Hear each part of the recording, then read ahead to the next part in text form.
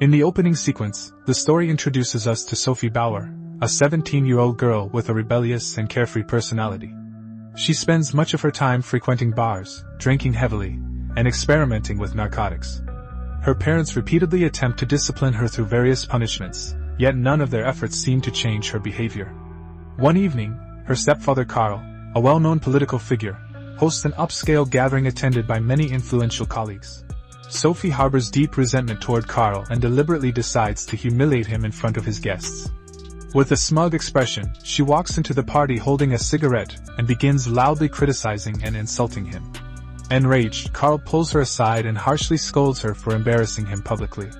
Despite her defiant exterior, Sophie has a boyfriend named Ben, who works as a cashier at a department store. One day, she meets him at a bar, and the two begin kissing passionately. However, Ben abruptly stops when he notices bruises on her arms. Concerned, he asks her about them. Overcome with emotion, Sophie confesses that her stepfather physically punishes her. Through tears, she suggests that she and Ben should get married so she can escape her toxic home environment. Ben gently explains that they are both underage, and such a marriage would not be legally possible. Suddenly, several unfamiliar men enter the bar. They forcibly restrain Ben and inject Sophie with a sedative before abducting her. These individuals are revealed to be affiliated with a disciplinary rehabilitation boot camp. Acting with her parents' consent, they transport Sophie to the facility in hopes of correcting her so-called behavioral problems. Her parents believe this drastic step is necessary to secure her future and straighten her out.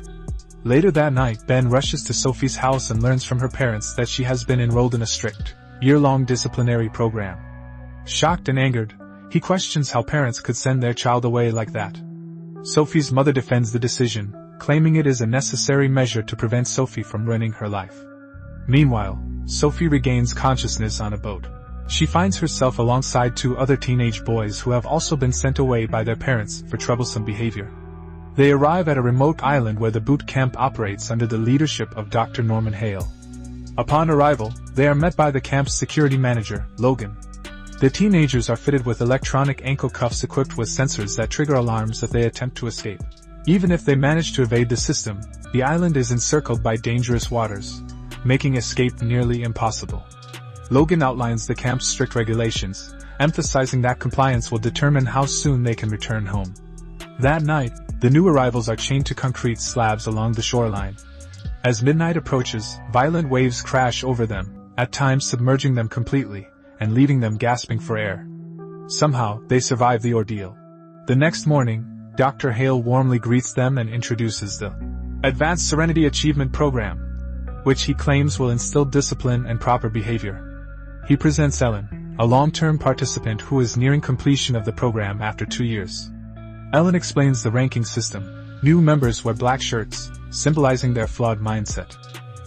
Improvement earns them yellow shirts, and ultimate progress grants them white shirts. She shares her own transformation story, describing how she overcame bullying and struggles with her weight through the program. Over time, Sophie slowly adjusts to camp life and befriends another girl named Trina. One day, Dr. Hale gathers everyone in a hut and demands that Trina confess her sins, as she has completed 6 weeks in the program. Embarrassed and hesitant, Trina initially refuses. The others are encouraged to shout at and intimidate her until she breaks down. Eventually, she confesses that, despite her religious upbringing forbidding relationships with boys, she once accepted a dare and slept with 7 boys in one night. Tearful and ashamed, she expresses regret. The group then reassures her that she can still improve. Meanwhile, Ben becomes desperate to locate Sophie. After failing to find information about the camp, he deliberately uses narcotics so his own parents will send him there. His plan succeeds, and he is enrolled in the same program. Back at the camp, Trina secretly steals extra food. Logan catches her but agrees to overlook it in exchange for sexual favors. He assaults her, and she remains silent, desperate to complete the program and leave. A violent storm later destroys the tents. The next day, Trina is promoted to leader of the black shirt group and tasked with overseeing reconstruction. Exhausted, Sophie attempts to rest, but Trina forbids it, warning that one person's weakness brings punishment for all. When Sophie resists, Trina orders the others to beat her. Sophie is later stripped and left in a damp, freezing room as punishment. Dr. Hale later summons Sophie privately, offering milk and cookies in exchange for her deepest secrets. She refuses his manipulative tactics and rejects his offer. Weeks later, a new group arrives, including Ben. During dinner, he sits across from Sophie, and though relieved to see him, she hides her emotions to avoid suspicion. Later, while pretending to wash dishes, they speak privately. Ben explains how he got sent there intentionally, and reveals his plan to escape. He discreetly hides a fork to disable their ankle cuffs.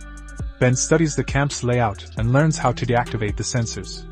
When Dr. Hale leaves for a conference in Los Angeles, Ben seizes the opportunity. At midnight, he and Sophie sneak into Hale's office to retrieve their passports and belongings. Rhonda, Hale's sister, is asleep after drinking heavily. Ben disables Sophie's cuff, and they escape using a fisherman's boat. However, violent waves overturn their boat. They manage to swim ashore and find a hotel, booking a room and arranging flights home. Just as they attempt to rest, Logan and his men burst in. Ben is struck, and both are dragged back to the camp.